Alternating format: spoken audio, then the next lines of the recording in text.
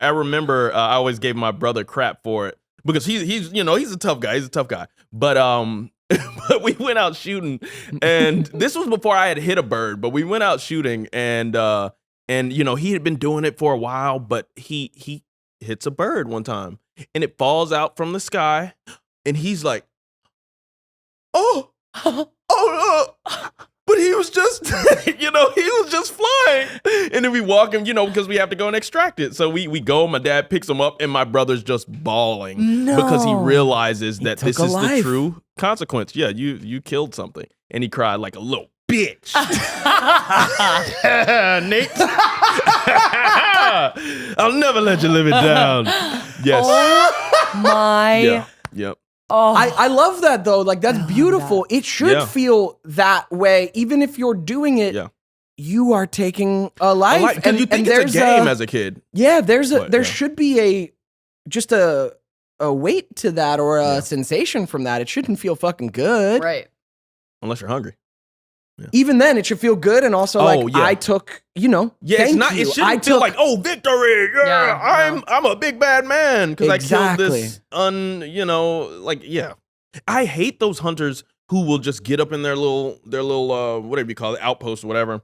And it's like this wide open like grazing field, and they already have the animals like fenced in, like they're fenced in within like acres and stuff like that. But there'll just be all these deer, and they just go up and take their pick. I feel like that's a little weak. I prefer to like go out. If a deer stumbles upon us, take the shot. Yeah, don't wait at their watering hole. Right. How much more advantage do you need? Right. Yeah. I don't know if I could do it. No. Although when I was vegetarian for 10 years, one of the few times in those 10 years, there were literally like 3 times I think where I had meat in those 10 years. And one of the times I was at a bachelor party for a buddy, and one of his friends who was there was like, hey, I brought sausages and burgers made from a deer that I shot with my bow and arrow and took to like my 70-year-old Italian butcher, and like that's what I brought. And I was like, I could have that meat. That's you did the whole thing and processed, and it was fucking delicious. Yeah, I've been a meat eater ever since. No. And I didn't go back to meat after for years still. Oh. Dope. No, now I eat all the bullshit. Nice. Getting all them GMOs. I love it.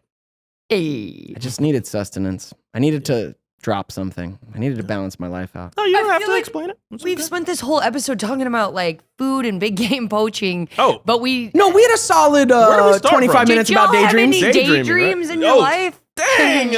We blew the episode. We should have talked about daydreams. Those are good. Wet dreams.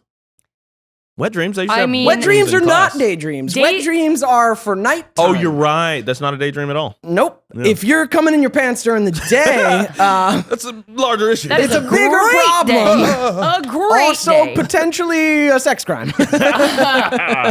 Damn, Pee Wee Herman. I don't think that I ever daydreamed. Hold on. Ever? I mean, when I was going to sleep at night, I would make up scenarios where I was the victim and everybody had to like come to my aid and feel bad for me. That sounds right. At night, though? At night. That's not a daydream. To put myself to sleep. Otherwise, I was so laser focused on what was ever in front of me. Like in class and stuff like that? I've drifted, like, dude, I don't have to be asleep to have a daydream, right? That's the point. A daydream isn't sleep. A daydream is just drifting off. Yeah, I've drifted off in a history class, like certain things. Like if it's like math, I'm not going to daydream. But like history classes, I would just kind of, they're talking about these people in the 1470s, and then I'll go to that time and kind of have my own experience. Like I'm on the battlefield with these guys in the Roman legion and crap. Yeah. Dang. Yeah, daydreaming is like an active part of life. My life, I don't know. Yeah. Wait, lastly, and then we got to go. But do you guys have an internal dialogue? Yeah, absolutely. Of course. I'm not sure I do. There's not words in your head?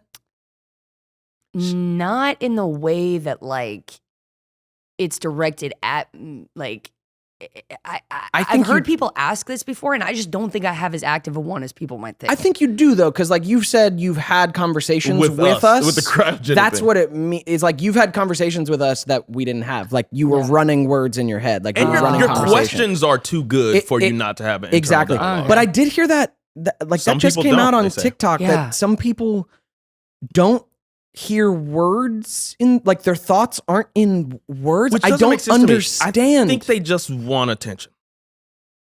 Hey, I hate to be that guy, but yeah. that's I where don't I'm at think with it. I have an internal agree. dialogue. Yeah. Let Give me tell all you the about attention. what this has done for my life. Oh. Dude, I agree because it doesn't. I'm like that doesn't make any sense to me. How do you process the fucking world? But Dude. you don't.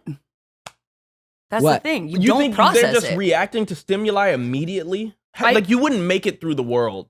I think they're acting on a lot of intuition. Yeah, like but that's so what I am think. I. But But it doesn't go through my head what I'm going to ask you before I ask you. I know. But you have words in your head. I know You have because of words what in your you've said. butt. Well, All up in that butt. Can I speak into your butt? turn up. Daniel? Yeah, you've got internal No thanks. dialogue. Yeah, sometimes Why do I feel like it sometimes would it's hard to echo shut if it I off. talked into Daniel's house? Well, damn. Just because it's big. It's a wide open, huh? big. That's a big old I got a booty. caboose, guys. I got a caboose. Yeah, man. Devin has zero backside. I don't even know how you poop. Dude, Lower back. no. That's nice. Part of my opening fucking right here. part of my family's genetics is just no ass. Oh my god. Like no, there's nothing. There- Pants don't fit right because Nothing to there's hold. nothing there. No dumpy, no. inverted dumpy. Yep. Do you know they have pills that can like actually make people in that region lose the? Hey, BBL. It's like the opposite of a BBL. Oh, to lose it? To lose Don't it. lose So it. you get a Have flat thick ass? asses. If they call babies. it, whether are they not paracetamol? No. They're no acetol pills. I mean, I had to. Yes, but Nobody wants the fucking flat no ass that my family has. No one wants this. On both sides of my family. That's two family trees with no ass, dude. Wow. It's almost like they sought each other out. These two pancake ass families were like, oh, you have no ass. You have no ass. I mean, I feel like there's a lot of resentment and frustration that gets projected for no reason bodily. For sure. Even it's probably tied into some currently with plenty of people in our country and I guess around the world, like their reaction to like gay pride parades and stuff and homosexuality, like kind of the freedom of that sexuality and then being like, no one should be able to be that free. No. Exactly. I really think a lot of things are sexual hangups, man. I really could do. agree with that. Sexual hangups do drive people, and Government? drive rough Holy movements. hell. Yeah. Repressing. They want to control. If you're repressing something natural, if it's natural, it's going to come out then in weird ways because it must be expressed. So if you're putting an unnatural fucking repression on it, like it's going to distort you because it needs to just be free flowing, you know? Yeah. Damn. Speaking of that, Hey, love it. tips for the daydream. Hey, don't just let it rest in a daydream. Make it a reality. Hey. Right? Your daydreams are stepping stones towards your manifest reality. So don't let them just sit up here. Bring form to them.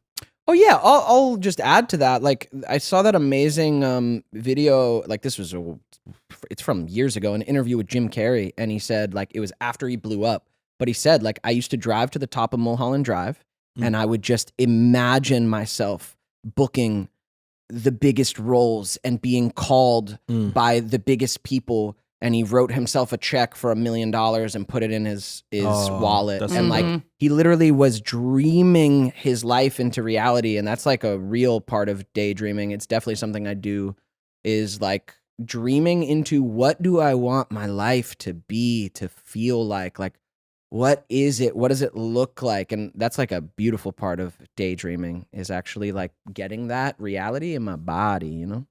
So do that. Manifest your life this way. Yeah. Yeah. And then take action aligned to that vision. Yeah, man. No, that's so real. Yeah, guys, creativity is an amazing thing. I do that every time. Friendship is nice. a thing. That exists. But no, creativity, guys, it will help you triumph over these obstacles that are presented to you. And sometimes everyone around you will feel like that is a concrete obstacle, but it'll take that little bit of creativity to lead your people to the promised land and get on out of that obstacle. Go on, Moses. Hey.